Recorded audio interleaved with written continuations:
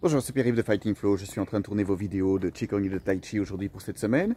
Et j'en profite pour faire une petite vidéo pour répondre à une question qui m'est parfois posée par rapport à la forme que j'enseigne ici sur ce compte, sur cette chaîne YouTube. Alors il s'agit de la forme longue de la famille Yang.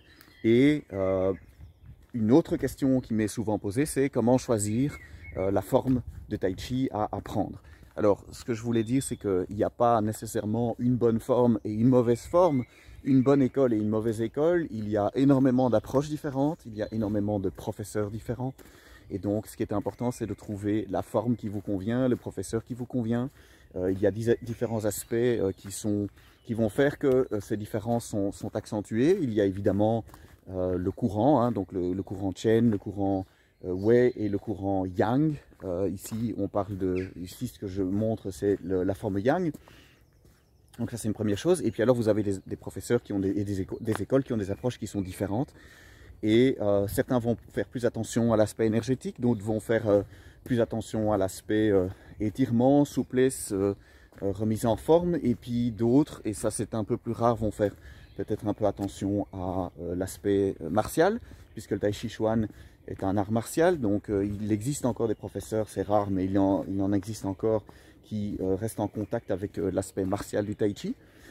Et pour ce qui est des formes, donc ici je vais spécifiquement parler de la forme courte et de la forme longue, ou des formes courtes et de la forme longue. Comment choisir? Est-ce qu'il vaut mieux commencer par la forme courte ou la forme longue quand on commence le Tai Chi? Alors une erreur classique est de croire que la forme courte est plus facile que la forme longue, et que donc en tant que débutant, eh bien, c'est une bonne idée de commencer par la forme courte.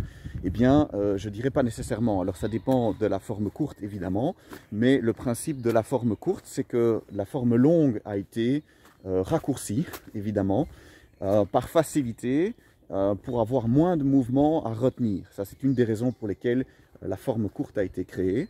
Et est-ce que ça rend l'approche plus facile? Non, parce qu'en fait, vous allez avoir assez rapidement, dans une forme courte, vous allez assez rapidement être exposé à des mouvements qui sont relativement difficiles à exécuter.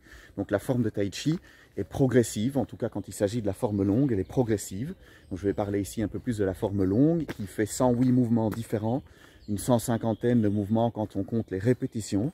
Et en fait, ce que ça propose, cette forme longue, c'est de préparer le corps au niveau de l'apprentissage avec des mouvements qui sont plus faciles à l'abord au départ, de manière à préparer le corps pour les mouvements qui sont plus complexes à la fin.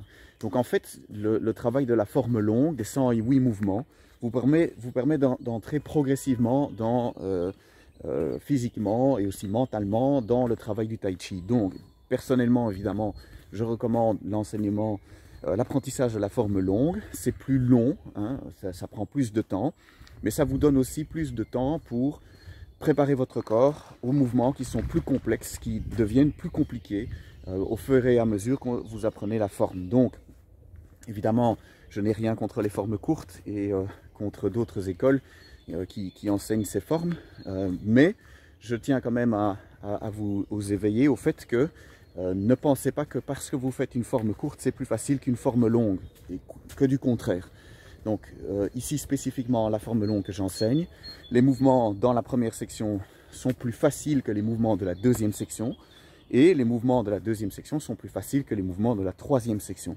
Et donc ça veut dire qu'on a une entrée progressive, il faut à peu près 3 ans pour apprendre la forme dans sa globalité, et donc ça veut dire que votre corps a le temps de se préparer. Quand vous faites la forme longue, vous avez une exécution qui fait à peu près entre une vingtaine et une trentaine de minutes, ça veut dire que vous avez aussi un travail quotidien qui est plus long et qui vous permet, quand vous vous échauffez le matin ou le soir, quand vous faites votre forme, eh bien, entre le moment où vous commencez des mouvements simples et le moment où vous arrivez à des mouvements qui sont plus complexes, il peut s'écouler une vingtaine de minutes. Et donc votre corps est mieux échauffé aussi. Et vous avez la possibilité de répéter une série de mouvements qui sont des mouvements clés. Donc dans la forme longue, on a des répétitions de mouvements. Et donc vous avez aussi la possibilité de reproduire plusieurs fois le même mouvement et donc améliorer la qualité de vos mouvements au fur et à mesure de la pratique de la forme. Voilà, donc moi évidemment je penche plus en faveur de la forme longue puisque c'est celle que j'enseigne aussi. Je n'ai rien contre les formes courtes, mais surtout Ne pensez pas que commencer le Tai Chi Chuan par une forme courte est plus facile ou plus approprié, ce n'est pas le cas. Voilà, j'espère que ça répond à votre question sur la forme longue, la forme courte, quelle est la forme que je dois choisir. Trouver un professeur qui vous convient, une école qui vous convient. Évidemment, on n'a pas toujours le choix, il n'y a pas un professeur de Tai Chi derrière chaque buisson, donc ce n'est pas toujours évident de trouver le professeur qui vous convient au niveau de votre région, mais prenez le temps d'essayer différentes choses pour trouver quelque chose qui vous convient, et ne faites pas l'erreur de croire qu'une forme courte est plus facile qu'une forme longue. Merci beaucoup, on se retrouve bientôt pour une prochaine vidéo. Vérifiez que vous êtes abonné à la chaîne YouTube, à tout bientôt.